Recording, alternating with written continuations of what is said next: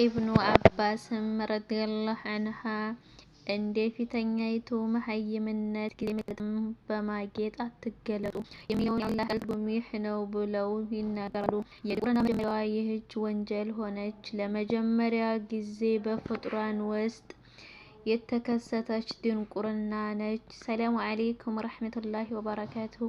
ውድ የቻናሌ ቤተሰቦች እንዴት ናችሁ? ሰላም ከኔ አልሐምዱሊላህ በጣም ሰላም ነኝ። ክርስቲያን ወገኖችን ሰላም ብያለሁ። ከጀነት እንዴት ተባረሩ ከመለቀላ ኢብኑ አባስም ረዲየላሁ ዐንሃ እንደተኛይቱ መሀይምነት ጊዜ መገለጥን በማጌጥ አትገለጡ የሚለውን የአላህ ቃል ትርጉም ይህ ነው ብለው ይናገራሉ። የድንቁርና መጀመሪያዋ ይህች ወንጀል ሆነች። ለመጀመሪያ ጊዜ በፍጡራን ውስጥ የተከሰተች ድንቁርና ነች። ጠፍት በዚህች ፈታኝ በሆነች መንገድ ታላቁ ተፋ ሲሰማ መልካም ነገር የተቀረውን ይጠበቅ ጀመር። ተከታዮቹንም በእነኚህ ጋር እንዳትቃለቀው ጀመር። በመካከላቸው ጥፋት እንዲስፋፋ ተከላከለ። ሸይጣን ግን መጎትጎቱን አላቆመም። በዚያን ጊዜ ጀምሮ የቃቤል ቡድን በቁጥር እየተበራከተ መጣ።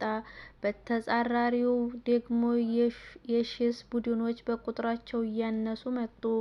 ጉዳዩ በእንዲህ ቀጠለና እንድሪስ አለይሂ ሰላም በነብይነት ብቅ አለ። የነብዩላህ እንድሪስ ወይንም የሄኖክ አለይሂ ሰላም ታሪክ። እንድሪስ ማለት እንድሪስ ኢብኑ ያሬብ ኢብኑ ሚክላኢል ኢብኑ ቂናን ኢብኑ አኑሽ ኢብኑ ሺስ ኢብኑ አደም አለይሂ ሰላም ነው። የዘር ሐረጉ ሺስ ማለት ለእንድሪስ የአምስተኛ አያቱ ነው። እንድሪስ የተወለደው አደም በህይወት ሳለ ሲሆን ከአደም እድሜ 120 ዓመታትን አግኝቷል። ባለፈው ትምህርታችን የአደም እድሜ ስንት እንደነበር ታስታውሳላችሁ አይደል? 960 ዓመታትን ኖረዋል።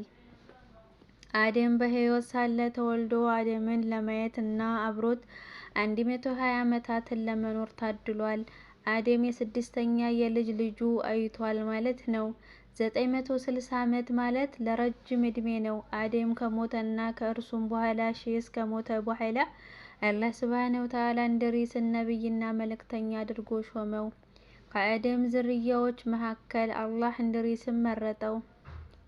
በሐዲስ እንደተዘገበው እንድሪስ ከአደምና ከሺስ በኋላ የመጀመሪያ ነብይ ነው አለይሂ ሰላም።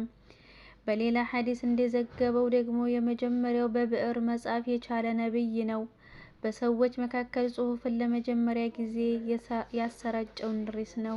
ኢብኑ ከሲር እንደዘገቡት ተክለ ሰውነቱ እንዲህ ያለ ነበር። ቁመቱ ረጅም፣ ፊቱ ቆንጆ፣ ጥቅጥቅ ጺም ያለው፣ ያማረ አቋቋም የተላበሰ፣ ዘንካታ፣ ባለሰፊ ትከሻ፣ ወፍራም አጥንት ያለው፣ ባለ ቀጭን ጡንቻ፣ የተኳሉና ትልልቅ አይኖች የነበሩት፣ በንግግሩ የተረጋጋ፣ ዝምታን የሚያበዛ፣ አካሎቹ የተረጋጉ፣ በሚራመድበት ጊዜ እይታውን ወደ መሬት የሚተክልና አንገቱን የሚሰብር ነበር።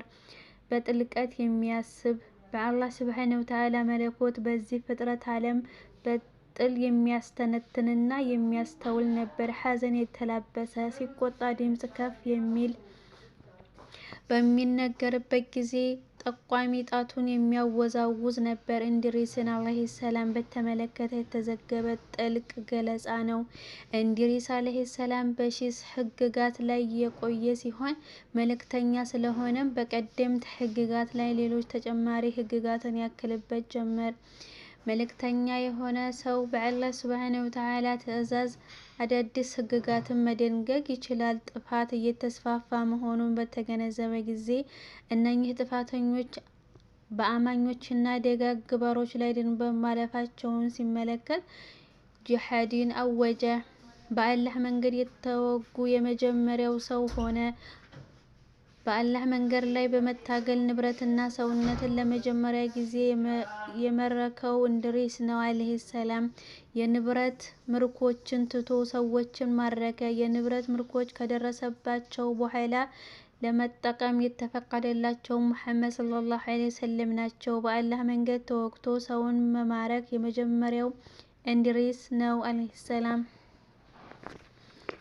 በሐዲስ እንደተጠቀሰው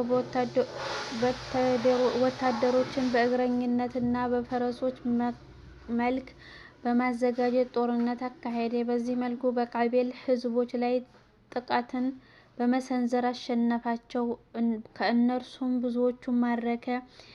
በዚህን ጊዜ በእውነትና በውሸት መካከል እንዲሁም በመልካምና እኩይ ተግባር መካከል ትግል ተጀመረ። ኢድሪስ ዓለይሂ ሰላም በተመለከተ በቁርአን ሰፊ ዝርዝር አልተጠቀሰም፣ ግን በሱረቱል መርየም አንቀጽ 56 በመጽሐፍ ኢድሪስን ሄኖክን አውሳ፣ እርሱ እውነተኛ ነቢይ ነበርና ወደ ከፍተኛ ስፍራ አነሳ ነው የሚለው የአላህ ቁርአን ተጠቁሟል። የላቀ ደረጃ በተመለከተ ቡኻሪና ሙስሊም በዘገቡት ሶሒህ ሐዲስ እንደተጠቀሰው በሌሊቱ ጉዞ የአላህ መልእክተኛ ሰለላሁ ዐለይሂ ወሰለም ኢድሪስን በከፍተኛና በላቀ ስፍራ በአራተኛው ሰማይ ላይ አግኝተውታል። በኢብኑ ጀሪር ጠበሪ ይህንን ክስተት የሚያብራራና ወደ ላቀ ስፍራ ከፍ አደረገው የሚለው የቁርአን ቃል ምን ነገር መጠቀም እንደፈለገ ተጠቅሷል። ብዙኃን የቁርአን ተንታኞች እና የታሪክ ዘጋቢዎች ይህንን ክስተት ይጠቅሱታል። ቢሆንም ሶሒህ የሆነ ሐዲስ አላገኙለትም፣ ግን ብዙ ዘጋቢዎች ስለሚጠቅሱት እኔም ላውሳችሁ። ኢብኑ አቢ ሐቲምና ሌሎች እንደዘገቡት ሂላል ኢብኑ የሳር እንዲህ ሲሉ ተናግረዋል። ኢብኑ አባስ ለከዕብ ኢብኑ መሊክ እኔ በቦታው አለሁ፣ ጥያቄን አቀርባለሁ፣ እንዲሁም አሉ አላህ ሱብሓነሁ ወተዓላ ኢድሪስን ወደ ላቀ ስፍራ አደረግነው ሲል ምን ማለቱ ነው ሲሉ ጠየቁት።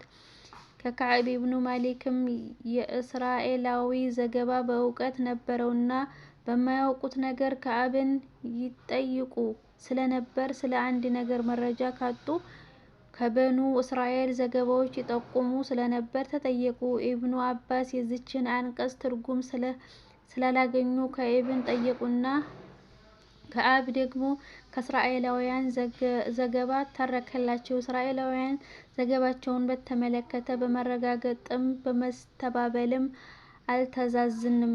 ከከዕብ በተዘገበው እስራኤላውያን ዘገባ መሰረት ኢድሪስ አላህ ሱብሓነሁ ወተዓላ በየቀኑ በአደም ልጆች ልክ ስራ ከፍ አደርግልሃለሁ ሲል አስተላለፈላቸው። አላህ ሱብሓነሁ ወተዓላ በየቀኑ በአደም ልጆች ልክ ስራን ከፍ አደርግልሃለሁ ሲል አስተላለፈላቸው። በዘመኑ የነበሩ ሰዎች መልካም ስራዎች በሙሉ ይደመሩና ለኢድሪስ በየቀኑ በስራቸው ላይ ይጨመርላቸዋል። ይህ የአንተና በዘመንህ ያሉ ሰዎች ስራ ሁሉ ማለትን ያስጨብጠናል። ይህ ከአላህ የሆነ ክብርና ትሩፋት ነው። ስራው በዚህ መልክ እንደሚጨመርለት ካወቀ በኋላ ተጨማሪ እድሜን ፈለገ። በየቀኑ በዘመኑ ይኖሩ የነበሩ ሰዎች ስራ ሁሉ ይመዘገብለታል። ለዚህም እድሜው እንዲጨምርለት ፈለገ። ከዚያም ለመላእክት የሆነ ወዳጅ ወደ እርሱ መጣና በኢድሪስና በመላእክት መካከል ጓደኝነትና ውዴታ ነበርና፣ ይህ በመካከላቸው ጓደኝነት የነበረው መልአክ ወደ ኢድሪስ መጣ። ኢድሪስም እንዲህ ያለን መልእክት አስተላልፎልኝ ብሎ ነገረው። ማለት በጊዜው የነበሩት የአደም ልጆች የመልካም ስራ ምንዳ እንደሚጽፍልኝ ነገረኝ ሲል ነገረው። እባክህ ይህ ስራ ምንዳዬ እንዲጨምርልኝ የሞቱን መልእክት እና እድሜን ረዘም እንዲያደርግልኝ ንገርልኝ ሲል ጠየቀው። ስራዬ እንዲበረከትልኝ የሞቱ መልአክ እንዲያቆየኝ ንገርልኝ ሲል ጠየቀው። መልአኩም እኔ ላደርግ አልችልም፣ ግን እስቲ እንሞክር አለውና በሁለት ክንፎቹ ተሸክሞ ወደ ሰማይ በረረ። ነቢያት ለየት ያለ ስጦታ አላቸው። የሞት መልእክት ሳያስፈቅዳቸው እስትንፋሳቸው አይወስድም፣ ስላስፈቀዳቸው በስተቀር እስትንፋሳቸውን አይወስድም። ለነቢዩም ጉዳዩ ተመሳሳይ ነበር። ነቢዩ ሰለላሁ ዐለይሂ ወሰለም ምርጫ በቀረበላቸው ጊዜ የላይኛውን ጓደኝነት መርጫለሁ ሲሉ ተናግረዋል። እናም ነቢያት ምርጫ ይቀርብላቸዋል። መልአኩ በሁለቱ ክንፎቹ መሃል ተሸክሞ ወደ ሰማይ አረገ። በአራተኛው ሰማይ ላይ ስለ መልአኩ ሞት መልአክ አገኘውና መልአኩም የሞቱን መልእክት ኢድሪስን እንዲያቆይለት ጥያቄ አቀረበለት። የሞት መልእክቱ ኢድሪስ የት ነው ያለው ሲል ጠየቀው። ይህ በጀርባዬ ተሸክሜያለሁ ሲል ነገረው። የሞት መለኩም የሚገርም ነው። አላህ የእንድሪስን እስትንፋስ በአራተኛው ሰማይ ላይ ወሰደት ብሎ ልኮኝ ነበር። እናም እሱ በምድር ላይ ሳለ እንዴት ብዬ ነው በአራተኛው ሰማይ ላይ እስትንፋሱን መውሰድ የሚቻል ስል ነበር። ማን ነው ወደ አራተኛው ሰማይ ከፍ ሊያደርገው የሚችል ስል ነበር። ከዚያንም የእንድሪስ እስትንፋስ በአራተኛው ሰማይ ላይ ተወሰደች።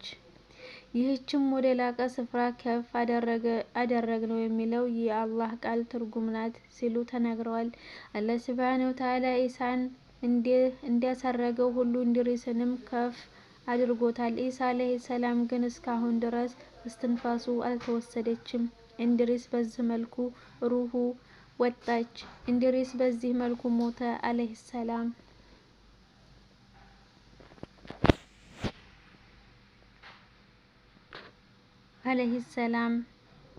የሰው ልጆች በአደም በሂሽና በእንድሪስ ህግ ሸሪዓ ላይ ተተዉ። ከዚህ በኋላ ጥፋት እንደገና ተስፋፋ። የሰዎች ጥፋት ከጊዜ ወደ ጊዜ እያየለ መጣ። ግን ሁሉም በተውሂድ ላይ ነበሩ፣ በአህዳዊ እምነት ላይ ነበሩ። ጣዖት አምላኪነት በመካከላቸው አልተሰራጨም። ይቀጥላል። በሌላ ቪዲዮ እስከምንገናኝ ሰላሙላህ አለይኩም።